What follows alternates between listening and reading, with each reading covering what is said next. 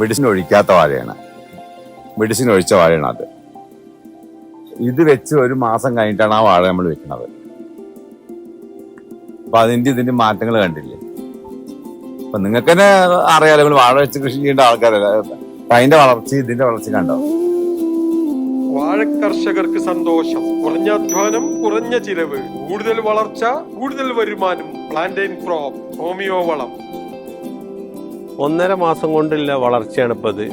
മറ്റുള്ള മരുന്നിൽ നിന്ന് മാറ്റങ്ങളാണ് ഇപ്പൊ നമുക്ക് ഇതിൽ കാണുന്നത്. സാധാരണ രീതിയിൽ നമ്മൾ ഇംഗ്ലീഷ് വളമൊക്കെ ഉപയോഗിച്ചാൽ ഇത്രയും വലുപ്പം നമുക്ക് വരാറില്ല. അപ്പം ആ ഹോമിയോ മരുന്ന് ഇട്ടതിന് ശേഷമാണ് ഇത്ര വലുപ്പമായത്. ഒരു ഡപ്പ മരുന്ന് 60 ലിറ്റർ വെള്ളത്തിൽ ഒഴിക്കണം. അത് 3 ലിറ്റർ വെള്ളം കണ്ടിട്ട് ഒരു വാഴയ്ക്ക് ഒഴിക്കണം. ഇതിനെ സംബന്ധിച്ചോളം നമുക്ക് ആകെ 3000 ഗുളികൾക്ക് ആകെ 300 രൂപ വരികയാണ്.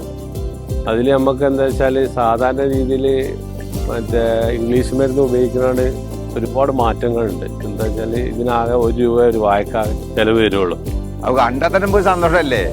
നമുക്ക് നമ്മൾ ഉണ്ടാക്കുന്ന ഒരു പൂച്ചിട്ടാണെങ്കിൽ നന്നായി കാണുമ്പോൾ സന്തോഷമാണ് മനസ്സിൽ. അതിലിപ്പോ എന്ത് കിട്ടും നമ്മൾ പ്രതീക്ഷിക്കുന്നില്ല. കാഴ്ചപ്പാടാണ് നമ്മുടെ സന്തോഷം. വാഴകൃഷിയുടെ ചിലവ് ചുരുക്കാൻ എളുപ്പ വഴി ഉപയോഗിക്കൂ ഹോമിയോ വളം പ്ലാന്റൈൻ ക്രോപ്പ്. വാഴക്ക് കൂടുതൽ വളർച്ച, വാഴക്കുലക്ക് കൂടുതൽ തൂക്കം.